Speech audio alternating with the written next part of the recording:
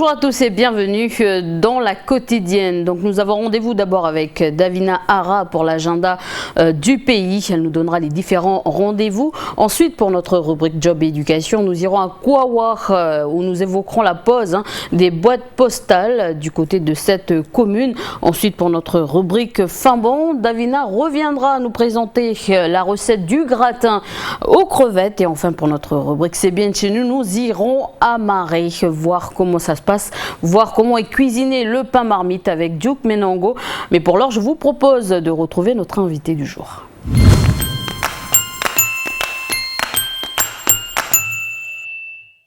Alors j'ai le plaisir de recevoir aujourd'hui Monique Lorfonfon. Bonjour. Bonjour. Alors vous êtes la présidente de SOS Mangrove NC. Alors comme c'est la première fois qu'NCTV vous reçoit en invité du jour, est-ce que vous pouvez nous présenter l'association, ou plutôt SOS Mangrove NC?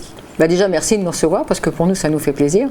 SOS Mangrove NC, c'est une association qui est relativement jeune sur le plan de la construction, puisque on a été lancé le 24 septembre 2014, donc c'est quand même assez récent.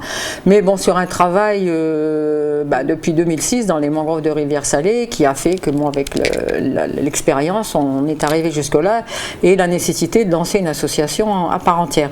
Donc cette association, le travail, les gens connaissent quand même le travail que l'on fait, c'est surtout de la préservation, des gros nettoyages malheureusement, parce que il y a toujours ça dans les mangroves. On travaille plus sur les mangroves urbaines de Nouméa pour l'instant. C'est un sacré chantier. C'est un sacré chantier, et très très gros. Donc c'est vrai que la Rivière-Salée a été vraiment le point de départ énorme. On va le terminer cette année. D'accord.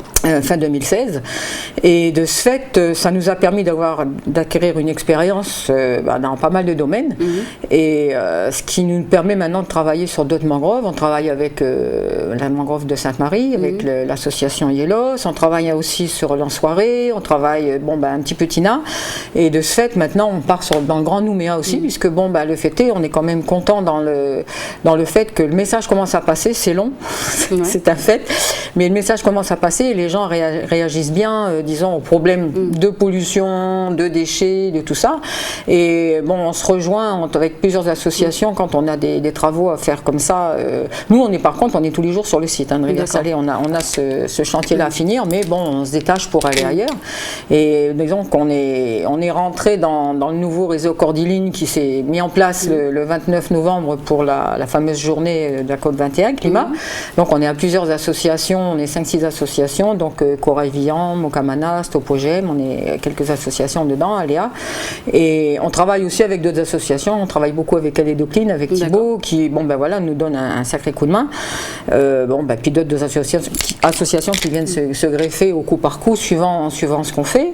On a travaillé aussi sur l'Ensoiré, puisque avec toute la rue de Papette, on a fait trois gros chantiers l'année dernière avec. Se trouve en face de l'usine. En face de l'usine, qui est une mangrove qui nous paraissait très impactée, et en fin de compte, en y allant et en faisant les déblaiements des gros déchets, on s'est aperçu qu'elle repoussait, qu'elle résiste très très bien. Donc je pense que dans le futur, ça va se relancer. Là, on les laisse un petit peu se reposer, parce que c'est vrai que l'année dernière, on les a secoués un peu. Et beaucoup de personnes pêchent en plus. Beaucoup de personnes pêchent, et il y a beaucoup de poissons. Mais c'est vrai que le lieu n'est pas trop non plus. Mais enfin, il y a quand même l'accès à la mer qui permet d'avoir même un peu moins de pollution que dans la mangrove de Rivière-Salée. Et disons qu'on s'est aperçu que les palétuviers repoussaient très très bien, et il ne faut pas grand chose pour relancer cette mangrove, puisqu'elle repousse même sur le tas de scories de la SLN. Donc c'est vraiment un chantier très intéressant pour le futur, Et donc après justement un état des lieux que vous avez justement effectué, on vous a invité également, actualité oblige, de ce qui s'est passé à la baie de l'Ensoiré. Alors des poissons morts, vous, votre avis sur ce sujet, qu'est-ce qui s'est passé exactement? Pour nous, je pense que, disons qu'il y a 90 chances sur 100 que ce soit l'impact de toute cette grosse masse d'eau qui est arrivée de l'incendie. Et cette masse d'eau, elle était polluée par tout ce qu'elle a drainé avec elle. Ça a été un choc pour les poissons. C'est normal, ils n'ont pas pu supporter. Maintenant, l'Ensoiré. Cette masse d'eau, qu'est-ce qu'il y avait? Disons exactement. Il y a eu, certainement, parce que ce soit Cerdis ou Foirefouille, c'était énormément de plastique qui ont fondu. Cerdis, c'est de l'alimentation, mais il y avait aussi autre chose. C'est des matières qui se sont mélangées. L'incendie n'a pas arrangé les choses dans la mesure avec toutes les cendres et tout ça, donc ça a empoisonné les poissons. On nous parle de forte chaleur, non, vous y croyez pas? c'est un petit peu tiré par les cheveux. L'ensoiré étant quand même maintenant de plus en plus fermé, puisque bon, on l'a quand même réduit à pas grand-chose. Les courants, bon, ben, automatiquement, marée haute, marée basse, c'est plus ce que c'était avant. Et là, c'est arrivé d'eau douce. En plus, ben, c'est pas non plus fait pour ces espèces de poissons chargés de ces pollutions diverses, puisque bon, ben voilà, je pense que c'est ça qui a fait ce choc. Ce choc.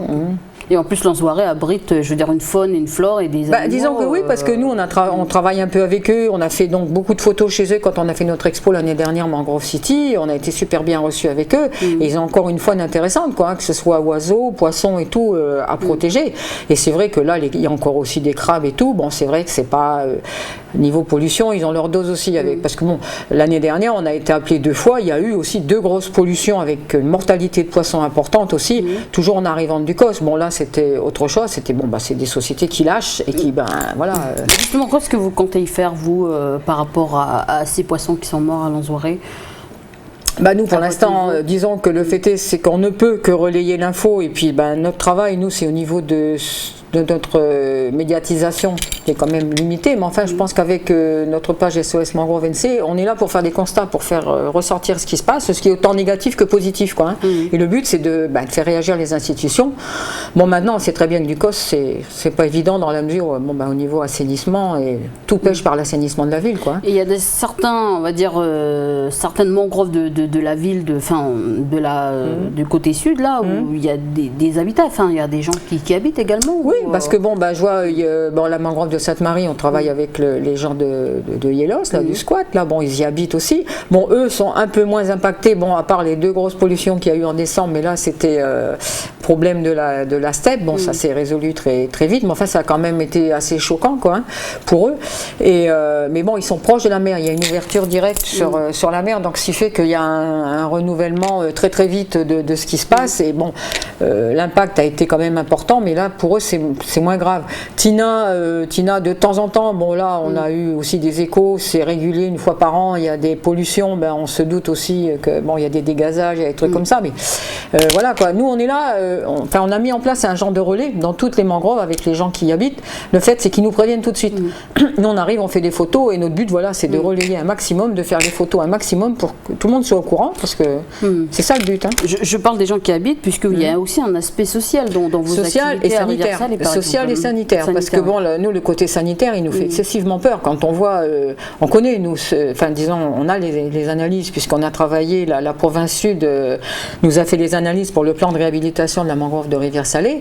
On a travaillé 5 ans avec ces analyses, on sait ce qu'il y a dedans.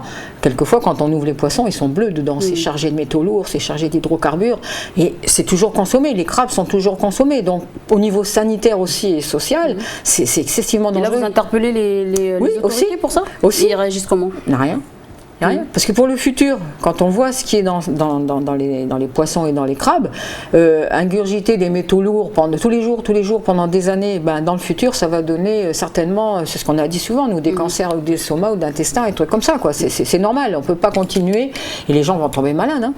Alors, il nous reste quelques secondes pour parler de la journée Ramsar. Qu'est-ce que c'est? La journée Ramsar, c'est une journée elle a été lancée pour la préservation des zones humides dans le monde entier. Donc avant il n'y avait que les zones humides, donc ce qui était marais, rivières, tout ça, et maintenant donc depuis un an et demi, il y a les mangroves qui sont rattachées à cette journée, et donc nous en tant qu'SOS Mangrove, on a fait rentrer la mangrove de Rivière-Salée dedans, et maintenant on essaye d'ouvrir à d'autres mangroves de Nouméa, et là la journée on va la faire cette année sur la mangrove de Tina, puisqu'elle a eu des gros problèmes d'assèchement dernièrement. On est intervenu, bon là on a réussi vis-à-vis de la province sud à faire ouvrir le chenal et tout, mais elle a été impactée. Donc le but maintenant c'est de voir comment elle réagit, puisque l'eau est revenue. Est-ce que les poissons reviennent? Comment ça se passe? Est-ce qu'il va falloir replanter? Donc là cette journée Ramsar, on va la faire le 20 février. D'accord. Bon, on va voir au niveau des marées si ça va être le matin ou l'après-midi, mais bon, on va lancer sur Facebook l'invitation pour que les gens puissent venir nous rejoindre. Ça sera une journée de sensibilisation et ils pourront se balader en bordure de mer. Voilà, vous êtes fortement invités. Alors pour terminer cet entretien, est-ce que vous pouvez justement, est-ce que vous avez un message à passer à la population concernant concernant justement ces mangroves urbaines qui vous, à votre niveau, vous essayez de les protéger au maximum? Disons que c'est surtout arrêter de jeter dedans les déchets, parce que voilà, on n'en peut plus, et ça c'est vraiment le problème majeur pour les mangroves. Et il n'y a pas que les particuliers, parce que il y a tout le monde, il y a les sociétés, il y a tout ça. Il y a aussi le gros problème aussi au niveau des institutions, c'est l'assainissement de la ville, qui est aussi responsable des problèmes de pollution que l'on rencontre. Et le fait est, c'est que maintenant, moi, disons, ce que je voudrais rajouter aussi en plus des mangroves, disons, de Nouméa et du Grand Nouméa, c'est que maintenant, disons qu'on a énormément de mouvements avec la province Nord. Oui. Et là, avec Angie qui a fait un énorme travail sur Puebo, c'est vrai que là, maintenant, la mayonnaise, elle commence à prendre. C'est vrai qu'à Puebo, on ramasse les déchets en radeau. Mais c'est génial, c'est génial. Angie, on se connaît depuis longtemps, et franchement, là, c'est vraiment quelque chose. Et j'ai beaucoup de jeunes qui m'appellent en me disant, mais nous, on veut faire comment dire, on veut faire pareil. Donc, c'est quand même assez positif, quoi. Maintenant, on croise les doigts pour que ça continue, quoi. Voilà, on espère que le message est passé concernant les autorités. Donc, Monique, merci d'avoir accepté cette invitation. Merci beaucoup aussi à vous.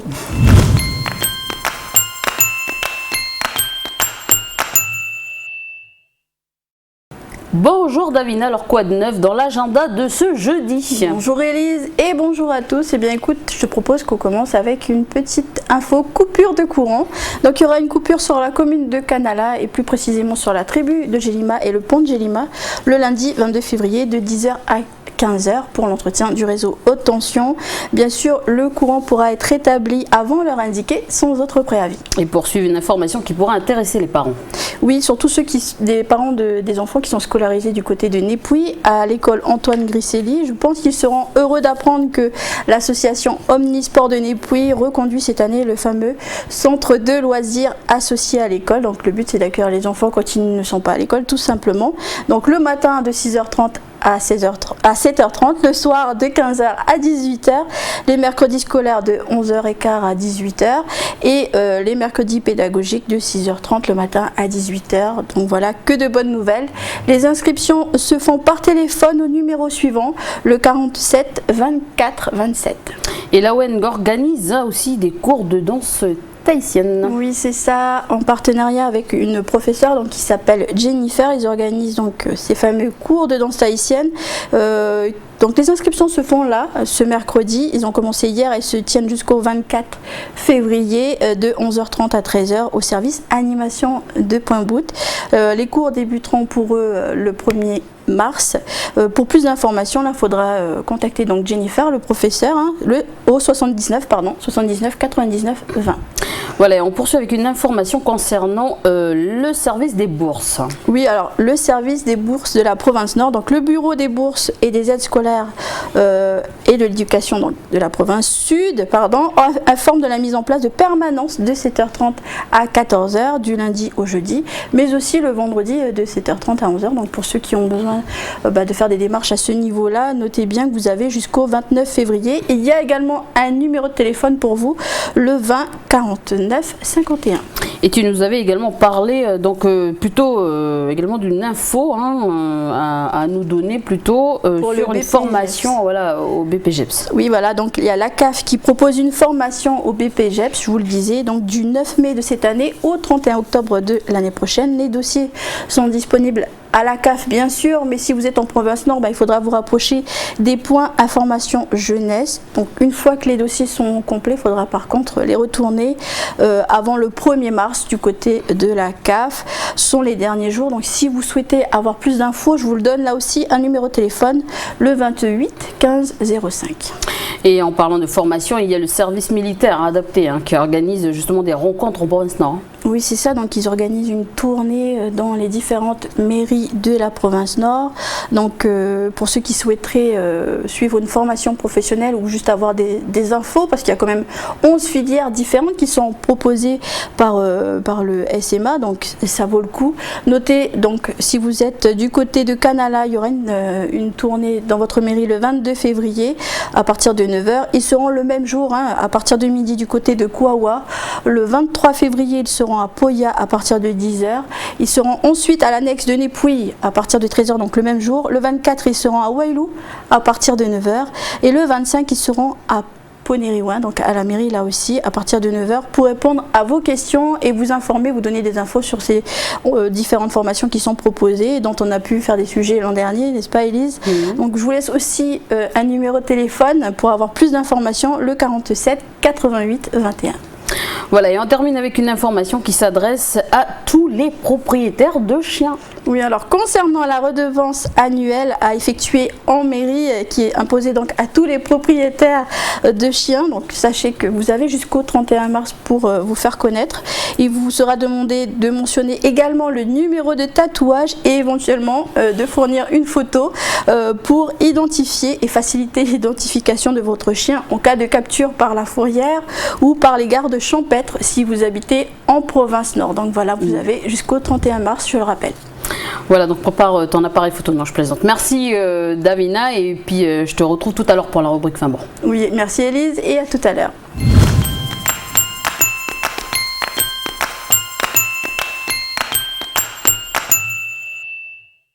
Alors nous parlons aujourd'hui de la poste mobile du côté de Kouawa. Bonjour Marie-Hélène. Bonjour Élise et bonjour à vous chers téléspectateurs. Alors c'est vrai Élise, concernant la poste mobile et concernant surtout les boîtes postales, il y a du nouveau du côté de la commune de Kouawa, car voilà, la distribution du courrier se modernise dans certaines tribus. Très bien, alors c'est où exactement? Alors dans les tribus de Mea Mebara, alors je m'excuse déjà d'avance pour la prononciation, désolée.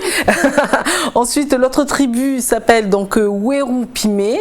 Ensuite Konoa, Konoa Saoué certainement. Bon, on va dire que les gens de Kouawa ils vont nous corriger après. Voilà. Et puis Méchin. Et puis il faut savoir aussi que là-bas, si tu veux, les habitants qui l'ont souhaité en fait disposent donc désormais de boîtes postales, c'est-à-dire qu'ils reçoivent leur courrier donc dans une boîte aux lettres qui est à leur nom. Très bien, donc ils ne vont plus en fait chercher leur courrier à la maison commune comme ils le font depuis. C'est ça. Exactement. Ouais, c'est vrai qu'il faut qu'on rappelle quand même aux téléspectateurs qui ne le savent pas, mais effectivement, pour la distribution du courrier donc en tribu, cette distribution de courrier qui est donc assurée par la poste mobile, les personnes se rendaient en fait à un lieu bien précis qui était donc sur la tournée, enfin à un lieu dit arrêt obligatoire donc pour le facteur ou la factrice, et ils y déposaient les courriers, et puis les personnes venaient chacun à leur tour pour récupérer l'enveloppe qui les concernait, quoi. Et puis avec les boîtes postales, c'est un réel changement, plus besoin de se déplacer, juste à aller devant récupérer son courrier devant chez soi. C'est ça, et puis c'est surtout aussi que voilà, les habitants ils ont quand même accepté donc de changer leurs habitudes parce que ça en fait quand même partie, et puis c'est surtout que le fait de recevoir, si tu veux, son courrier dans sa boîte postale, c'est un caractère quand même de confidentialité. C'est vrai. Quand même, du courrier, on a assuré voilà aussi de recevoir son courrier. Alors est-ce qu'il a fallu justement mettre en place une organisation particulière pour que ces boîtes postales soient installées? Alors oui, tout cela a été rendu possible grâce à des discussions qui se sont donc tenues entre la mairie, les autorités coutumières et donc bien évidemment la poste. Et le projet donc a été proposé quand même en mars 2015. En juin 2015, les différents lieux, si tu veux, d'implantation ont été donc choisis. Et puis voilà, ce n'est que fin d'année dernière que les premières pauses ont pu donc être effectuées. Annie Satoussi était sur place pour nous montrer justement comment tout cela s'est organisé, et puis elle a également suivi la factrice dans sa tournée. On regarde.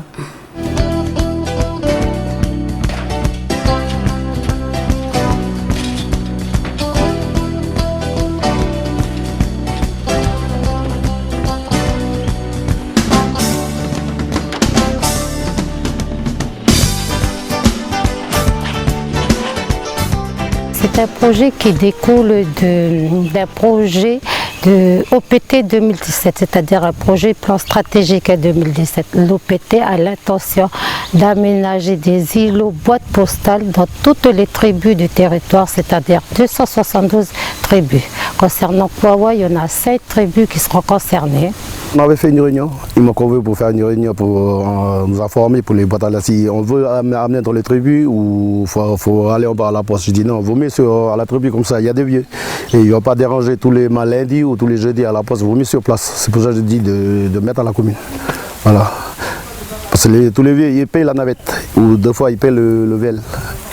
Déjà, la dernière tribu ici, on est à peu près à 24 km, je crois. Je veux dire en gros 23-24 km. Ouais. Normalement, pour la distribution de courrier, les distributions à domicile, c'est interdit. Au-delà des 3 km de l'agence de distribution, nous n'avons pas le droit de faire la distribution de courrier à domicile, d'où l'importance de voir naître des îlots BP dans les tribus.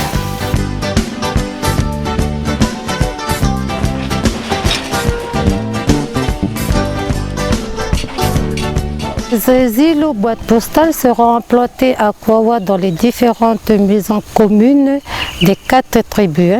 Donc nous avons la maison commune de Wéro-Pimé, de Konoïchaoué, de Méchin et de Méamimara où va se situer la plus grosse structure. Il faut dire que les structures seront différentes les unes des autres par rapport aux demandes des clients.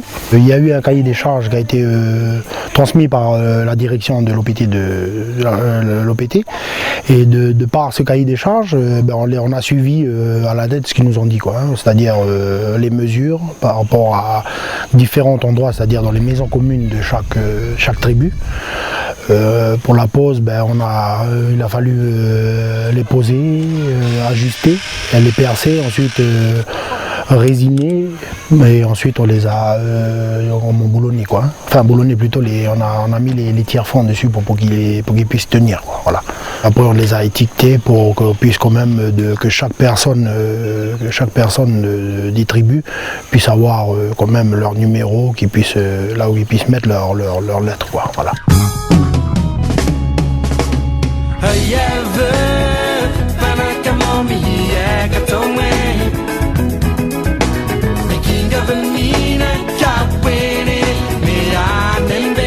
Avant, les gens ils descendent sur la route, ils attendent sur la route pour qu'on les courrier, ou deux fois le courrier n'arrive pas, il reste jusqu'à 1h, 2h d'après-midi, il reste sur la route à partir de 9h. Alors, pour moi c'est un peu trop, par rapport aux vieux, tout ça, il ne va pas rester toute la journée sur la route. Alors pour moi maintenant, la boîte que vous avez mis à la commune, et il peut arriver 2 jours après, ils ont toujours la lettre à la commune. Donc là c'est protégé. Voilà.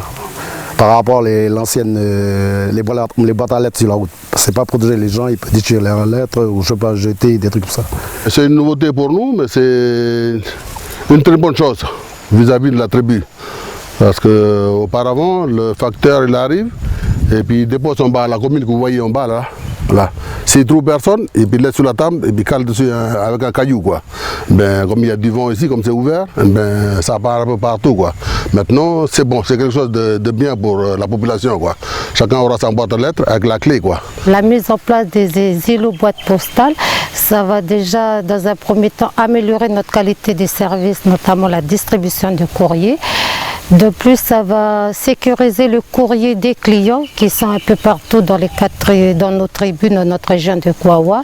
Et aussi, ça va respecter la confidentialité de ces clients-là. Je pense que c'est beaucoup plus pratique pour eux pour pouvoir récupérer leurs lettres. Voilà.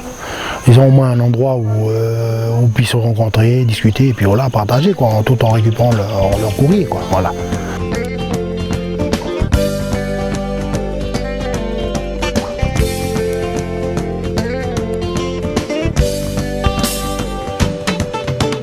J'ai même un petit bureau derrière pour les clients.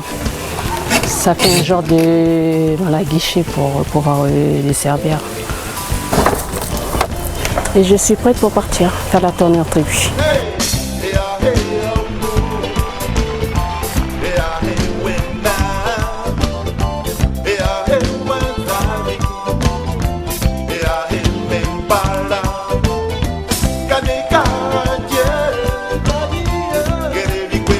Quelques années de ça, quand je faisais ma tournée, le client il n'était pas présent, je repartais avec son courrier. Et j'attendais la prochaine tournée pour que je puisse revenir avec le courrier. Par rapport aux îlots BP maintenant, quand j'arrive, j'ai juste à les mettre, leur courrier directement dans la BP.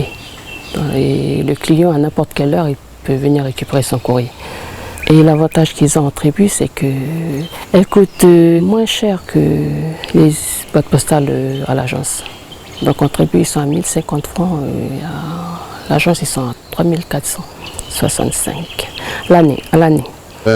Tout maintenant, il faut payer l'abonnement. C'est une obligation de payer payer une taxe, une boîte à lettres. Voilà. Moi, actuellement, je paye une boîte à lettres. J'ai mon téléphone aussi fixe et je paye. C'est normal quoi, que les gens ils sont ça là maintenant. C'est obligé. On ne peut pas avoir quelque chose de gratuit tous les jours, c'est fini.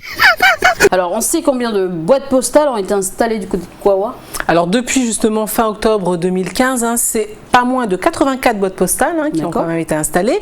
36 du côté de Mehamebara, 24 à Weru-Pimé, et puis 12 à Konoa, Saoué et Méchin. D'accord. Et puis, oui, je voulais juste rajouter qu'il faut savoir quand même qu'à l'agence qui se trouve donc au village, il existe quand même 290 boîtes postales aussi, mais il faut pouvoir se rendre au village pour récupérer donc son courrier. Puis une fois que l'on a donc son abonnement, il faut surtout pas oublier donc de faire son changement d'adresse. Alors, est-ce que d'autres communes du Nord vont faire comme Kwawa?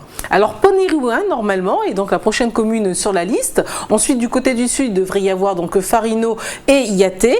Et puis, on peut rappeler aussi que Kwawa elle est quand même la deuxième commune donc du territoire après Boulou-Paris à être équipée donc selon là encore une fois les informations de la Poste. Alors ce service de poste mobile est vraiment on va dire que utile pour toutes les populations vivant en tribu éloignées donc du village. Il est bon aussi de rappeler que lorsque l'on voit ce qui s'est passé justement à l'arrêt de Tiati, c'est ça. Ben oui, que ce service-là, il est nécessaire pour les habitants, pour les personnes qui vivent justement dans des endroits qui sont un petit peu éloignés du village, puisque effectivement, grâce à la poste mobile, ils peuvent acheter leur timbre, Élise, affranchir du courrier. Ils peuvent également acheter des recharges pour leur téléphone portable. Voilà, la fameuse carte. Que beaucoup de personnes utilisent d'ailleurs. Donc voilà, c'est un service nécessaire et qui pénalise effectivement, qui est pénalisé lorsque il y a justement ce genre de petits soucis. Alors de quand date ce service? Alors il date quand même des années 81. En 81, ce service a été créé. Avant, la distribution du courrier se limitait, en fait, il faut savoir, à une distance limite donc de 3 km des bureaux de poste, donc on n'allait pas au-delà, et donc là on faisait appel en fait à des plantons qui venaient récupérer le courrier donc à la poste et qui ensuite le redistribuaient. Donc c'était une autre organisation. Donc il faut dire que la poste mobile est un service de proximité très utile. En tout cas, on espère que la population, on va dire, est contente de recevoir justement son courrier chez soi. Merci Marilène. Et je te remercie Élise, et puis voilà, comme on termine donc cette semaine. Pour ma part, je voulais simplement faire un petit salut en fait à l'équipe donc de la première vallée du Tir. Ils vont donc se reconnaître. Il s'agit donc de Marjorie, de Stéphane et des garçons. Donc voilà, passez une bonne journée. Au revoir Élise et au revoir à tous.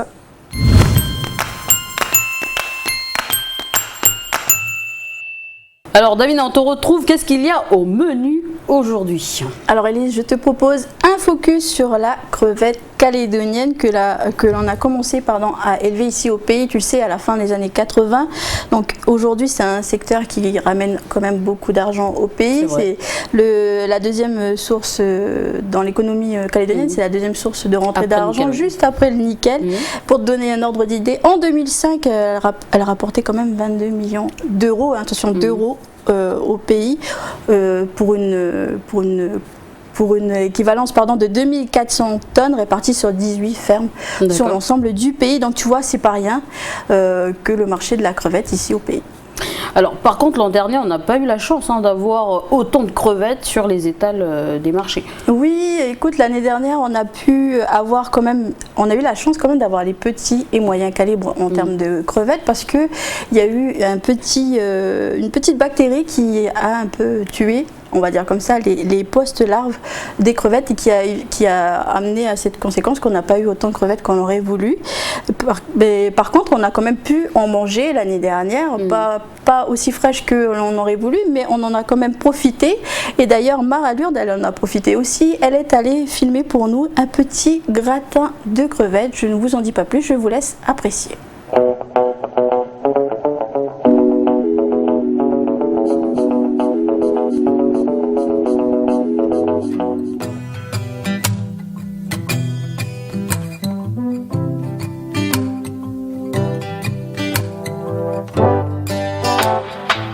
Messieurs, dames, bonjour. Aujourd'hui, on va préparer une recette à base de crevettes. On va faire un gratin de crevettes. On aura besoin donc d'un peu de coulis c'est comme une bisque des crustacés, des pleurotes, des épinards en branches qui ont déjà été ébouillantés, des crevettes fraîches, décortiquées, des œufs, on a besoin de sel et poivre, un peu de curry, baie rose, une pointe de beurre, crème fraîche et vin blanc. On va prendre une assiette qui sera pour la fête, donc ça peut être un ramequin comme ça. On mettra une pointe d'huile d'olive juste pour sur le fond. On va commencer à faire les pleurotes avec un tout petit peu d'huile d'olive, comme vous voyez. On va faire bien chauffer la poêle. En même temps, on va préparer la petite sauce qui va avec. Donc là, on va mettre un petit peu de beurre.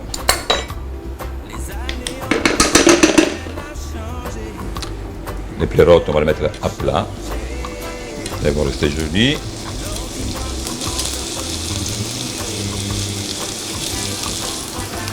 Les champignons, il faut toujours les saler un petit peu. Pas trop. C'est une cuisson extrêmement rapide.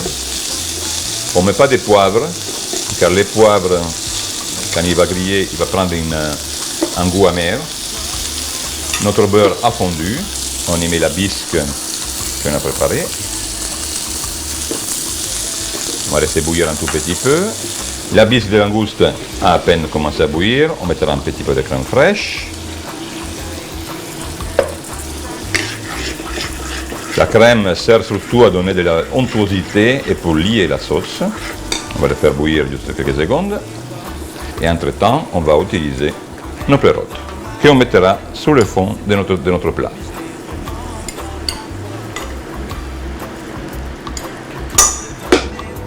Dans la poêle, on a fait nos pleurotes. On va commencer à chauffer et on va faire nos épinards. Naturellement, c'est juste ce qu'il faut pour mettre sur le fond de votre assiette. On va juste le faire revenir un tout petit peu. On fera de même comme tout à l'heure avec un petit peu de sel.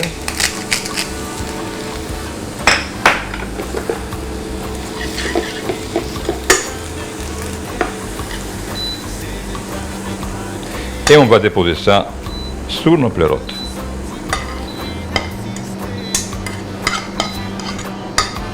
Et nous voilà.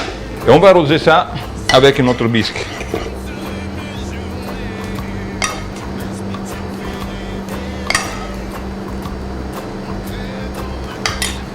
On va continuer. Maintenant, on remet un tout petit peu de beurre. Et on y va colorer légèrement les crevettes. Très rapidement, parce que autrement ça cuirait trop.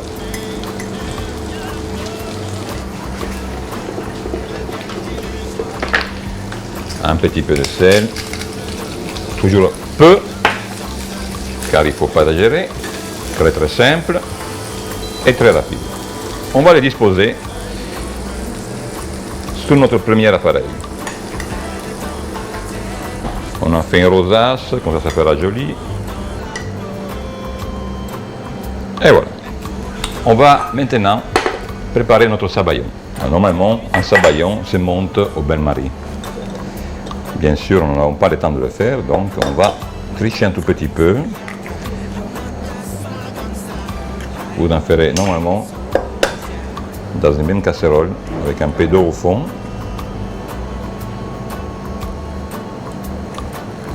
On remet à chauffer. On y met encore un petit peu de beurre qu'on va faire fondre. On y met les jaunes d'œufs. Là, on y met un petit peu de curry, notre vin blanc. On va déjà le battre. Donc, notre but, c'est de le monter. Dès qu'on le bat, vous voyez, ça émulsionne assez rapidement. On mettra un petit peu de crème pour bloquer la cuisson.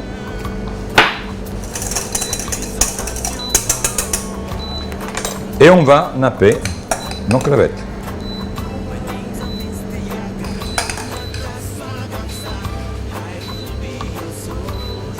Donc voilà notre plat, on va le mettre au four. Il va cuire 5-6 minutes.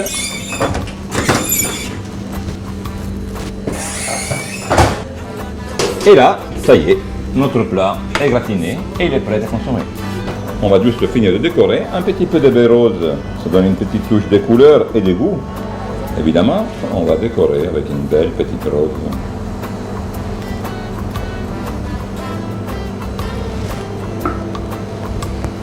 Mesdames et messieurs, bon appétit!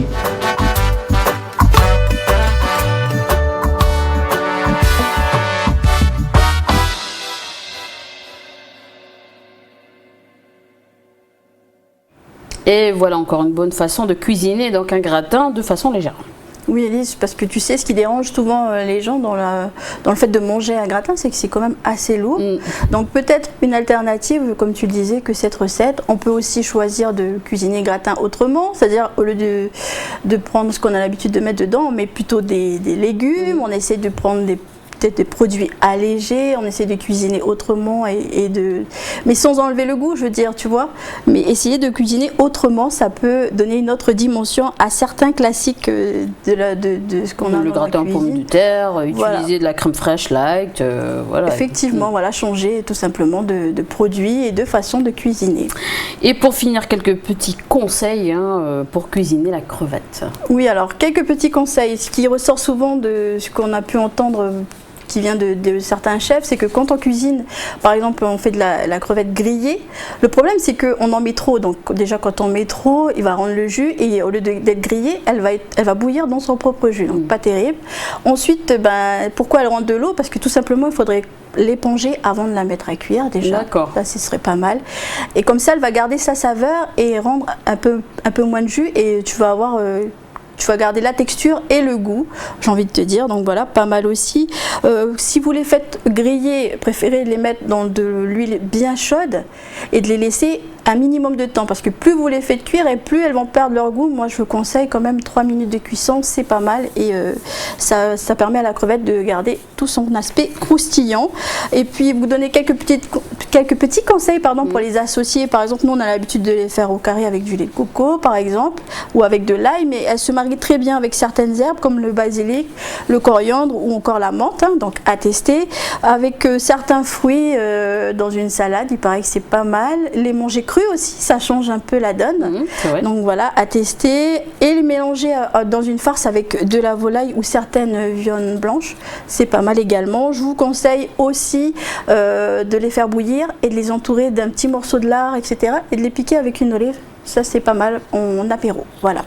Merci pour ces quelques astuces, en espérant que donc les téléspectateurs pourront les produire chez eux. Merci, et puis on te retrouve donc la semaine prochaine ou pour les prochaines quotidiennes. On se retrouve très bientôt, Élise. Voilà, très bientôt, on va dire ça. Voilà, merci à toi et merci à vous à la maison.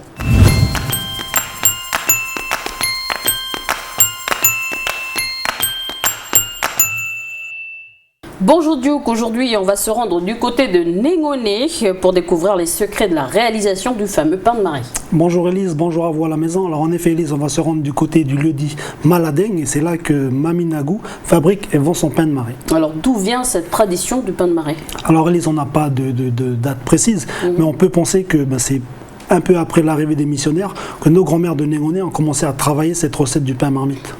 Alors, mais qu'est-ce qui fait que ce pain est si particulier? C'est dans sa forme, dans son goût surtout? Et on va le voir à travers le reportage qui va suivre. Il est un petit peu particulier par sa forme, bien sûr, parce que voilà, il est cuit dans les marmites. Et puis son goût aussi particulier, une part parce que il est cuit donc à l'étouffée, là, ces marmites-là sont placées sous la terre, on va le voir. Mais le goût est surtout particulier à cause du levain. Alors, le levain, c'est une espèce de petite levure, de la levure qui, en fait, c'est le même ingrédient, c'est la même levure qui est transmise de génération en génération aux mamans qui fabriquent ce pain-là. Donc tu veux dire que les mamans de Négoné qui réalisent ce pain marmite ont reçu justement cet ingrédient de leur grand-mère, voire leur arrière-grand-mère, et que depuis, c'est ce même levain qui est utilisé. C'est ça, Élise. Alors, d'ailleurs, Mami Nagou, là, dans le reportage, elle va nous en dire quelques mots. Et puis, voilà, je vous propose à vous à la maison qu'on regarde sans plus tarder ce petit reportage tourné à Maladeng.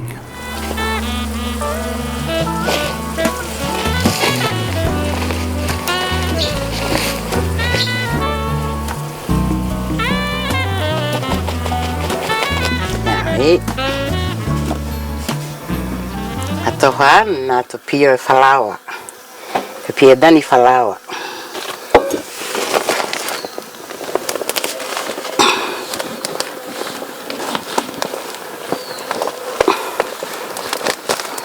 So anedi ko etherin.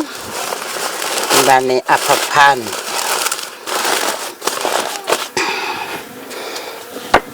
Na as. Na to ane o 11. On met bon no ma levure ko pene bu que on met 11. On met ko 11. 11 melina prepare on. Ai di dirid. Sono baneto puze o no meriori.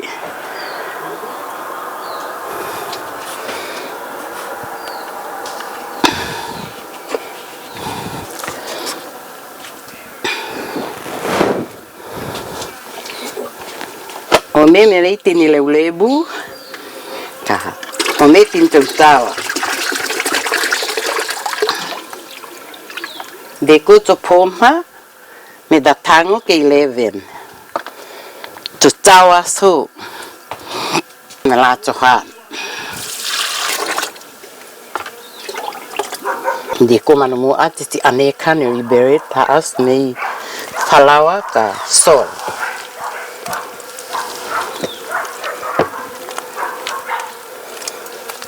Ti malo ke ni dino me ni da ti ru e 11.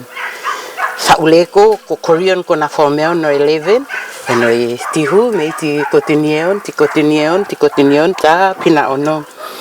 Me ti tabet ke to yese cromoso te ya ane. Ni madeko 11 me ti to se panamening ne se panamening. Te uleko la ko ti tabet ne no 11 no. Ele ti yose de como a levure.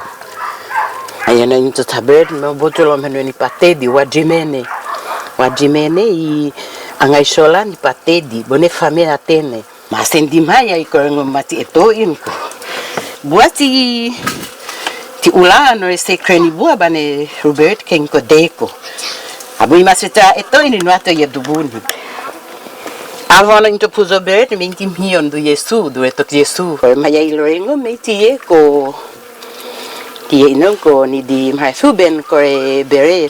Palawa doko ham hai suben ke usiwa ko e toro beret. Hai at me usiwa me le no mo e to tigui. Ai no mo na to puze ngama ti puzo beret mema me le ni di usiwa to puze. Ka ati doko me se ni di me le o to faye ka to uzo na faye.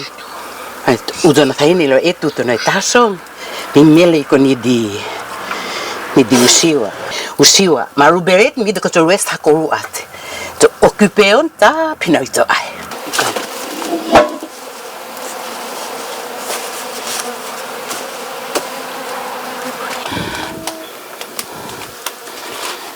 ai ma to prepare no e ka susub de to anene kokote Ane falawada so dekotos toted.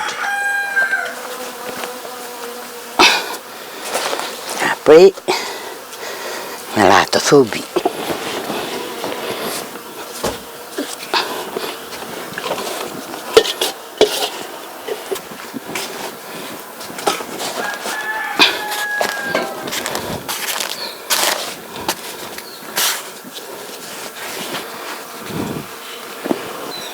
Saco beret meri di 1 kg 100. Asenatu ka omato populedi. Apoi mela anene kokote.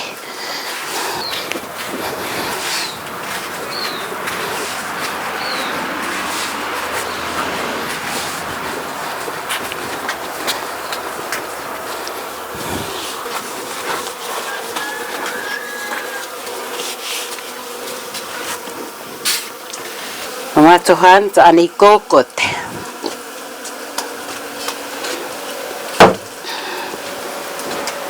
Kokot na oil to ane bani. Ay to bani beret. sono matothubi me i de kotosiwa.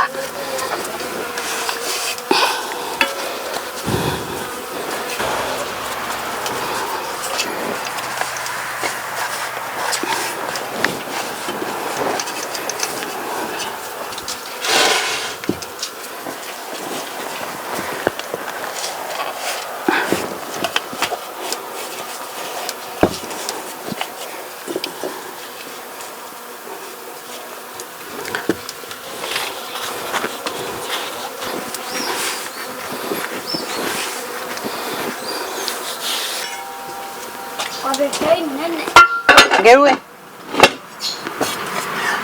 Omo Palawan. Milay omina lai tinin. Asalami to yothibon. Te don adu me banamu. Amiti hu katisisil. Ni bon ma manidelo. Manidelo meripon meiti eko sayelo. Amen. Nei nene te occupeo bonom. Dekoto ulo sokokot keto ule bonom bon masota ni tieko to saye. Nene!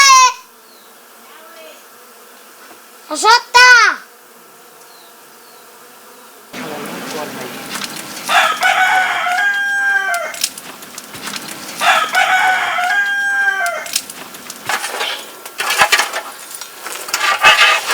Guteyo umianti. Deko akali guteyo do me wai. Wala. Me doko no hardine ko na sayi gliniden. Ele.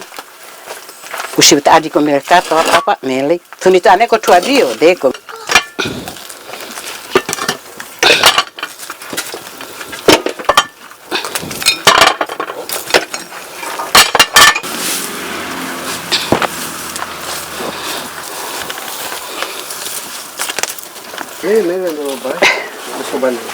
Alors même là, il va me couiller à le dernier. Il va me couiller à Boubounon.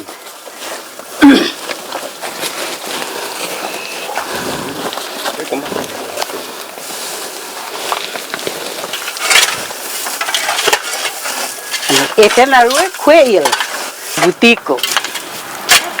Il y a de ma fournie, tout à l'heure, n'est tout à l'heure. Nele maya iko ati achajo ni ejedi meja funi to we maja hiyo.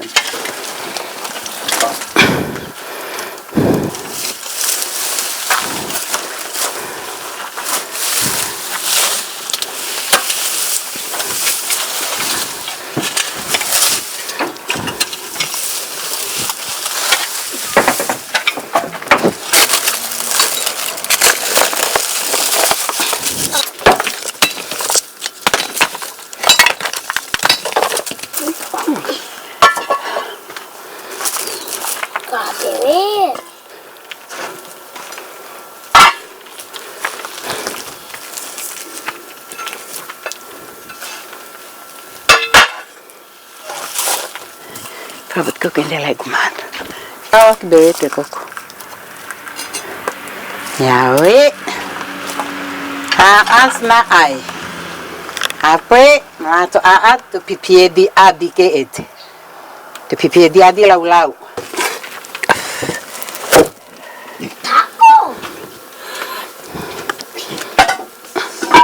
Anele haas, ki soberet, bana ulehuan ulehuan tapina ono.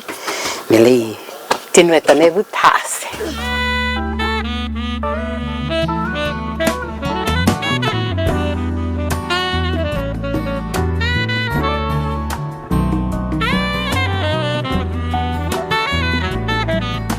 Voilà, trop bon, hein, et ça me met, on va dire, l'eau à la bouche. Et bien, merci Duke et merci à Mami Nagou de nous avoir accueillis chez elle.